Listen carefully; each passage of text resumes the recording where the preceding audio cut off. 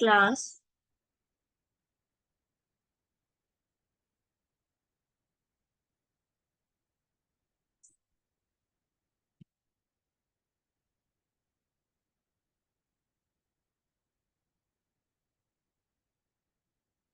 आज हमने चैप्टर 8 करना है, that is global debt and equity market.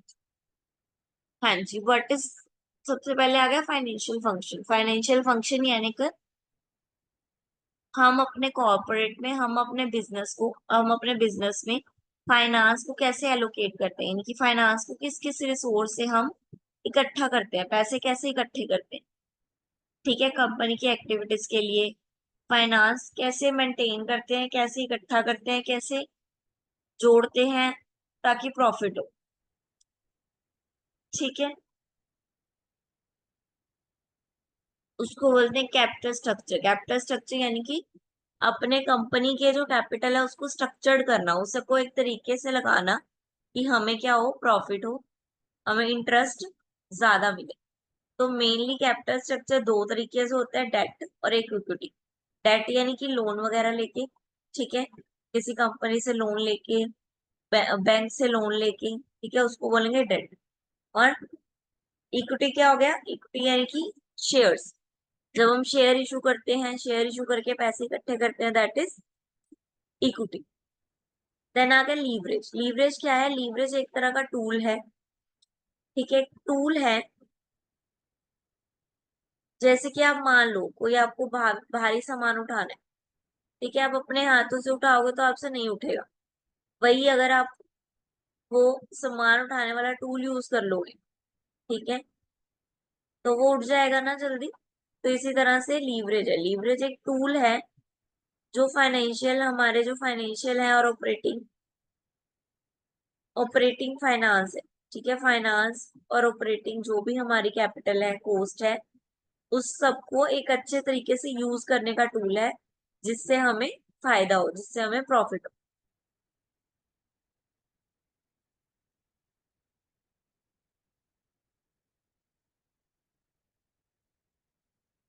ठीक है, ये देखो, जैसे उन्होंने कहा है कि लीवरेज क्या है, एक तरह का टूल है।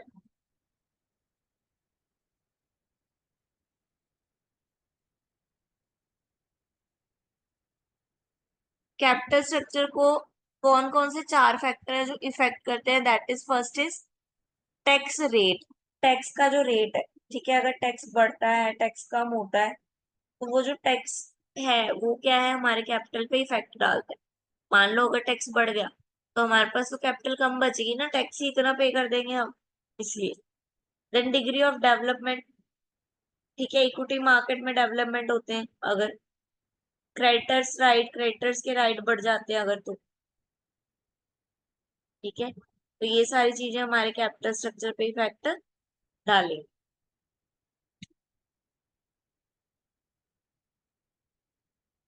Then international debt marketing. International debt market कैसी है, इंटरनेशनल डेट मार्केटिंग क्या है, according to the bank for international settlement, international debt market involves the buying and selling corporate and government bonds issued by non-resident of the local debt market। ठीक है, debt market क्या हो गया, international debt market क्या हो गया, हम क्या है, खरीद और बेच रहे हैं डेट को, ठीक है, बॉन्ड्स को, ठीक है, गवर्नमेंट के थ्रू भी और कॉर्पोरेट के थ्रू भी, बट अपनी कंट्री के लिए दूसरी कंट्री के बॉन्ड्स को, कि दूसरी कंट्री के बॉन्ड्स को हम खरीद बेच रहे हैं, तो उसको हम क्या बोलेंगे, इंटरनेशनल डेट मार्केट।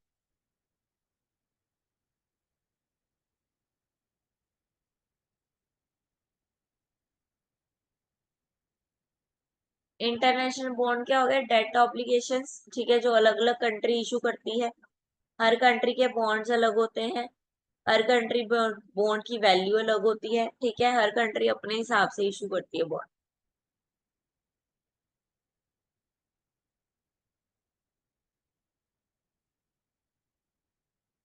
टाइप आ गए बॉन्ड के, फॉरेन बॉन्ड होते हैं, यूरो बॉन्ड और ग्लोबल बॉन्ड।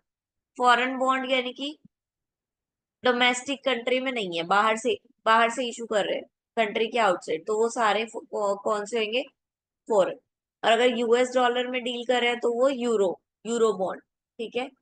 और ग्लोबल बॉन्ड क्या है, जो बहुत सारी कंट्री में सेम ही है, एक जैसे ही बॉन्ड्स हैं बहुत सारी कंपनी में। जिसकी यूएस कंपनी लंदन में भी है, पेरिस में भी है, तो यूके डॉलर जो पे जो हम बॉन्ड करेंगे वो हमें ग्लोबल बॉन्ड मिलेगा, कि वो यहाँ पे भी हम चला सकते हैं, पेरिस में भी हम रिडीम करा सकते हैं, फ्रांस में भी, हांगकांग में भी, लंदन में।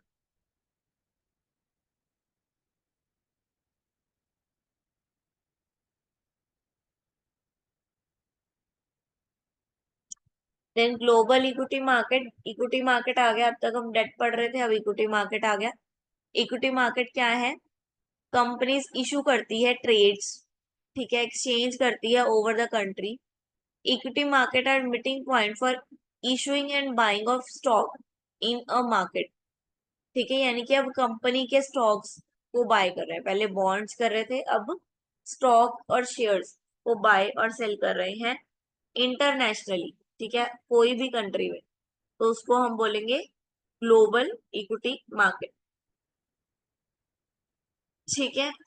इनिशियल पब्लिक ऑफर क्या होता है, इनिशियल पब्लिक ऑफर की पब्लिक को ऑफर दे देना, पूरी पब्लिक में निकाल देना, कि कोई भी बंदा आके कुछ भी खरीद सकता है। ऐसा नहीं कि कुछ लोगों के लिए, पूरी पब्लिक के लिए, पूरी पब्लिक आओ और खरीदो।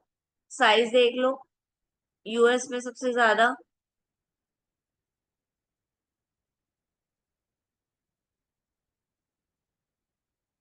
ऑस्ट्रेलिया में सबसे कम, ऑस्ट्रेलिया, कनाडा, स्विट्जरलैंड, इसमें सबसे कम।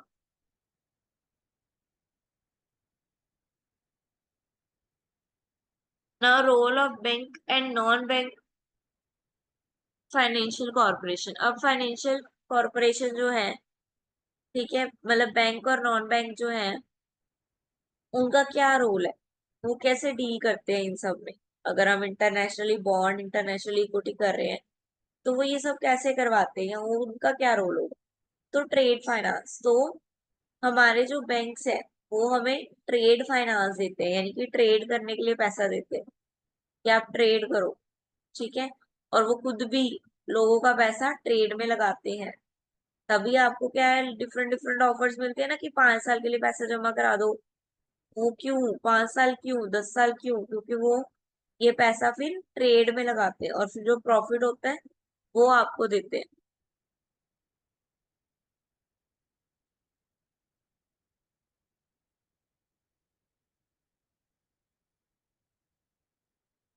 देन फर्स्ट आ गया ट्रेड फाइनेंस, 10 पॉइंट। कौन कौन से पॉइंट है, mutual process, difficult AML control, time consuming, pen points यानी कि कुछ नेगेटिव पॉइंट्स। ठीक है, ये नेगेटिव पॉइंट्स है सारे, रीड कर लो एक बार फटाफट, रीड इट फास्ट, कोई पॉइंट नहीं पर समझ में आ रहा पूछ लो।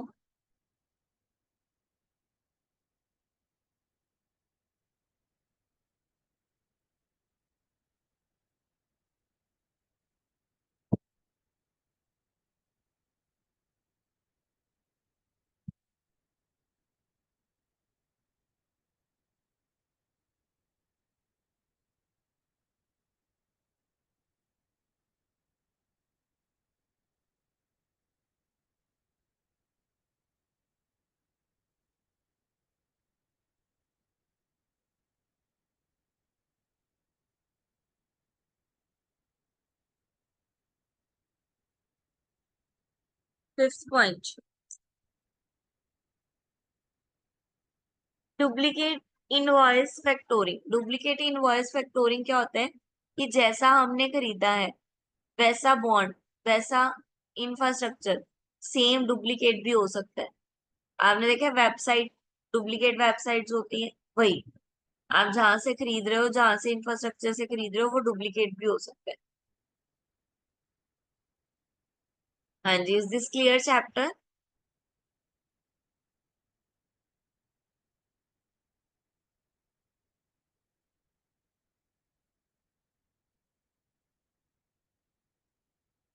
Okay, move to the next chapter, that is chapter 9, global competitiveness. इनकी ग्लोबल कंपटीशन।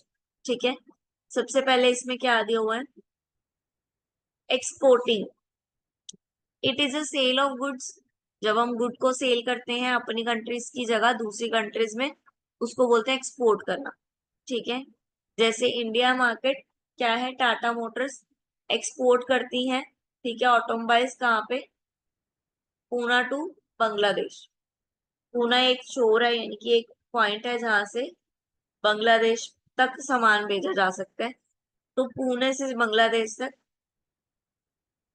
एक्सपोर्ट किया जाता है, बांग्लादेश हमारा प्रोडक्ट इंपोर्ट करता है।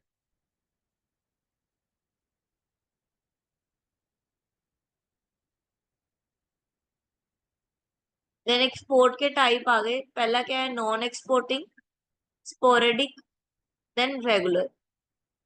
नॉन एक्सपोर्टिंग, नॉन एक्सपोर्टर क्या है, वो जिनको बिल्कुल भी नॉलेज नहीं है एक्सपोर्ट की। ठीक है, एक्सपोर्टर्स की काइंड्स आ गई। पहला नॉन एक्सपोर्टर यानी कि जिसको एक्सपोर्ट की नॉलेज नहीं है, जस्ट वो ऑर्गेनाइजेशन में जुड़ गया है। ठीक है, देन स्पोरेडिक, स्पोरेडिक क्या है, indirect approach, it fills an unsolicited order from an occasional foreign client. ठीक है, यानी कि ये वो क्वेश्चन जो बीच बीच में जागता है। ठीक है, यानी कि एकदम से जाग गया, वो वाला है जिसको डेली के बेस पे फॉरेन से डील नहीं आती, ओकेजनल बेस पे फॉरेन से डील आती है। ठीक है, then regular export, regular export क्या है, जो रेगुलरली एक्सपोर्ट करता है, जो पर्सन, जो एक्सपोर्टर रेगुलरली एक्सपोर्ट करता है, दैट इज रेगुलर एक्सपोर्टर।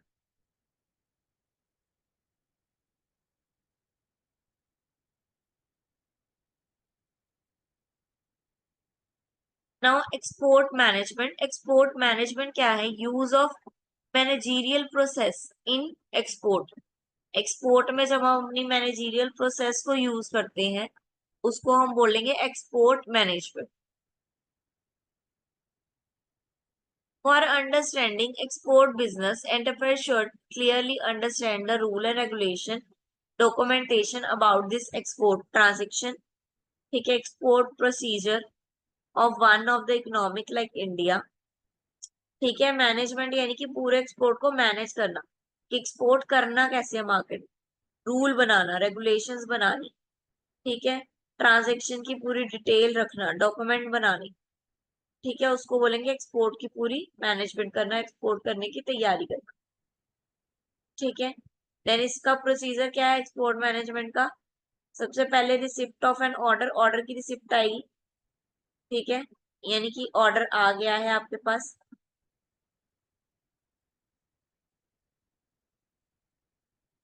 ठीक है, तो आपके पास रिसिप्ट आएगी जो कि रजिस्टर्ड होगी, कहाँ कहाँ, वेरियस अथॉरिटीज में, टैक्स में, इनकम टैक्स वालों के पास, बैंक के पास। ये क्या आएगी, रजिस्टर्ड होगी, आप रजिस्टर्ड करवाओगे। Then obtain licence and quota, फिर आप एक्सपोर्ट करने के लिए लाइसेंस लोगे। ठीक है, गवर्नमेंट से लाइसेंस लेना पड़ता है कि मैं एक्सपोर्ट करना चाहता हूँ, तो वो आपको एक्सपोर्ट का लाइसेंस देंगे। देन लेटर ऑफ क्रेडिट देना पड़ेगा। ठीक है, यानी कि आप इंपोर्टर से, जो इंपोर्ट कर रहा है, जो इंपोर्ट करवा रहा है, वो आपको लेटर ऑफ क्रेडिट देगा कि सामान आने के बाद मैं आपको पैसे दूंगा, इसका एक रिटर्न डॉक्यूमेंट बना के देगा। ठीक है, रेट फिक्स होगा कि कितने रेट पे आपने एक्सचेंज करना है, जो भी फिर बाकी फॉर्मेलिटीज हैं वो पूरी की जाएंगी।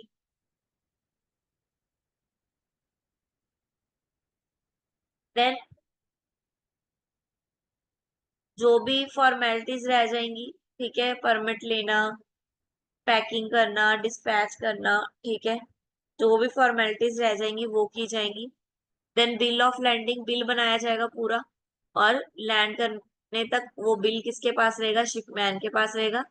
जो शिप पे सामान जा रहा है वो शिप मैम, जो मास्टर है शिप का, उसके पास रहेगा, फिर वो उसको उसको दे देगा, जिसने सामान मंगाया उसको दे देगा। ठीक है, shipment advice to be imported. ठीक है, फिर शिपमैन इंपोर्ट करेगा गुड को दूसरी जगह पे जहाँ पे वो जाना था। डॉक्यूमेंट की प्रेजेंटेशन करेगा बैंक के आगे। देन एक्सपोर्ट प्रोसीजर रियलाइज किया जाएगा, यानी कि एक्सपोर्ट से जो जो पैसे मिलने हैं वो रियलाइज किए जाएंगे।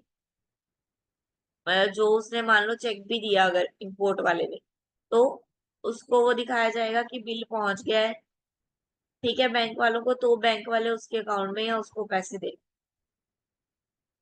ना ग्लोबल कंपटीशन क्या है कि ग्लोबली मार्केट में कंपटीशन चल रहा है, सिर्फ इंटरनली नहीं चल रहा, सिर्फ इंटरनल ब्रांड्स नहीं है जो आपस में कंपटीशन कर रहे हैं, बाहर के ब्रांड भी कंपटीशन कर रहे हैं आपस में, ठीक है, सोनी, फिलिप्स, एलजी, पैनासोनिक,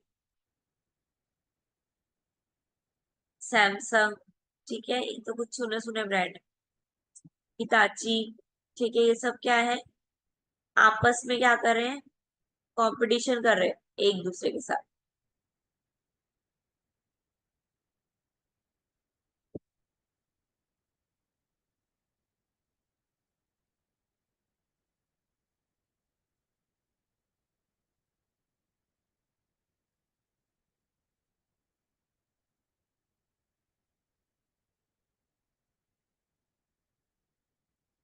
हाँ जी, नाउ आगे economic growth and impact on environment, ठीक है, इकोनॉमिक ग्रोथ और इन्वायरमेंट पे कैसे इफेक्ट डाल रहा है। हाँ जी, रीड करके बताओ फटाफट, समझ में आ रहा है, रीड इट फास्ट।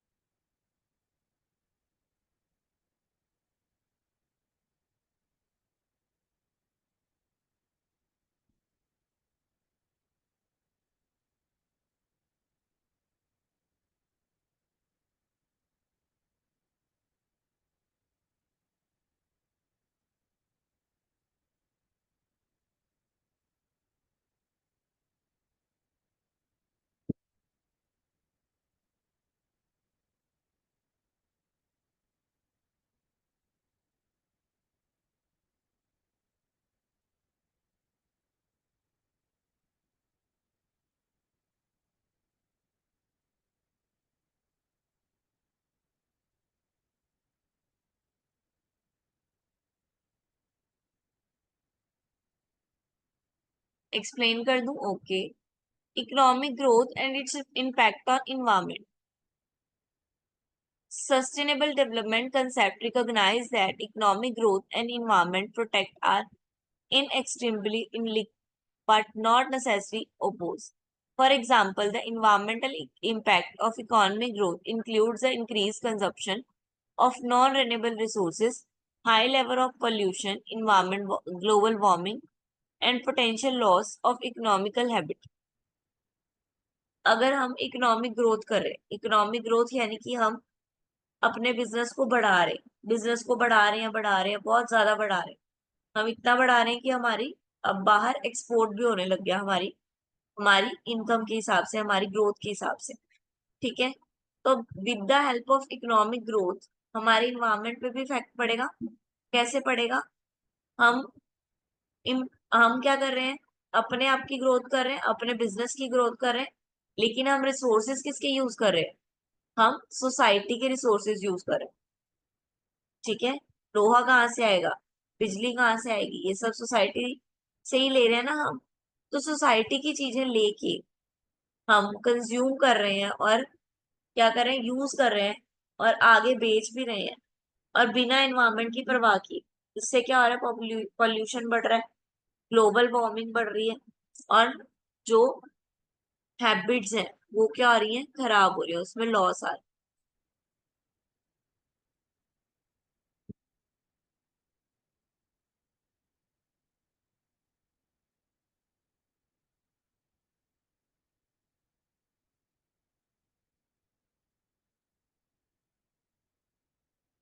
हाँ जी, रिव्यू के क्वेश्चन देख लो। एक्सपोर्टिंग पूछा है, सर्विस एक्सपोर्ट पूछा है, होम कंट्री और होस्ट कंट्री। हाँ जी, होम कंट्री और होस्ट कंट्री कौन सी होती है? होम कंट्री जहाँ पे प्रोडक्ट बन रहे हैं, ठीक है, जहाँ पे सामान बनाया जा रहा है, that is home country.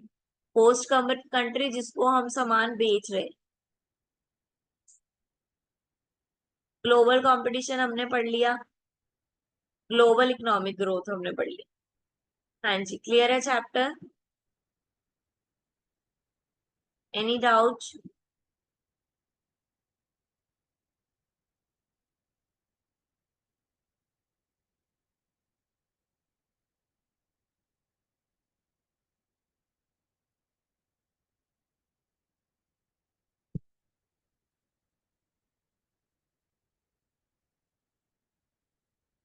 Okay, then next chapter will be continued tomorrow. Okay.